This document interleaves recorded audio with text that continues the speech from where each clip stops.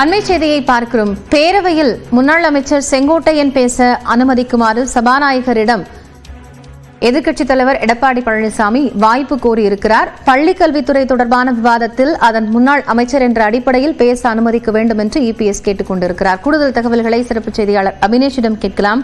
அபினேஷ், இப்போ இந்த விவகாரத்தில் இபிஎஸ் என்ன முன்வைத்திருந்தார்? பள்ளிக்கல்வித்துறை விவாதத்தில் என்னென்ன விஷயங்கள் பேசப்பட்டது? ஏன் அதற்கு பதிலளிக்க செங்கோட்டையனை அவர் முன்னிறுத்தினார்?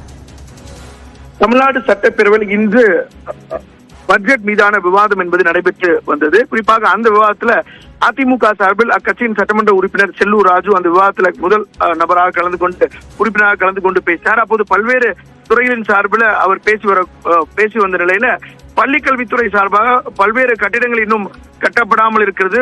இன்னமும் பள்ளி கல்வித்துறையில கூடுதல் கட்டிடங்கள் வேண்டும் என்று பேசினார்.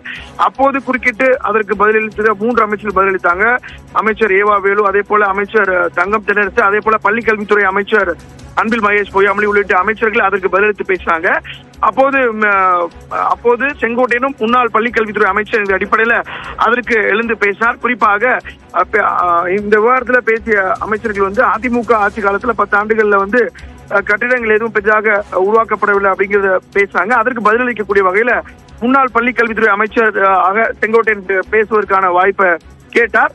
எதிர்க்கட்சி எடப்பாடி பழனிசாமி அவர்களும் சபாநாயகரிடம் செங்கோட்டையனுக்கு அனுமதி அளிக்குமாறு செய்கையில காண்பித்தார். ஆனால் சபாநாயகர் செங்கோட்டையனுக்கு பேச வாய்ப்பளிக்கவில்லை. தொடர்ந்து செல்லூர் ராஜு அந்த விவாதத்தில் கலந்து கொண்டு பேசினார்.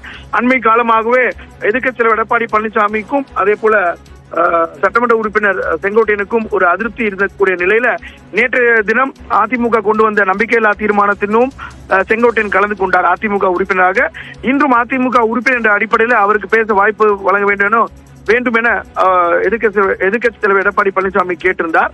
இருப்பினும் இதுவரை நேரடியாக எதிர்க்கட்சி தலைவர் எடப்பாடி பழனிசாமியும் செங்கோட்டையனும் நேரடியாக சந்தித்து கொண்டு பேசவில்லை. மாறாக ஒரு அதிமுக உறுப்பினர் என்கிற அடிப்படையில் இந்த நிகழ்வெல்லாம் நடந்து முடிந்திருக்கிறது.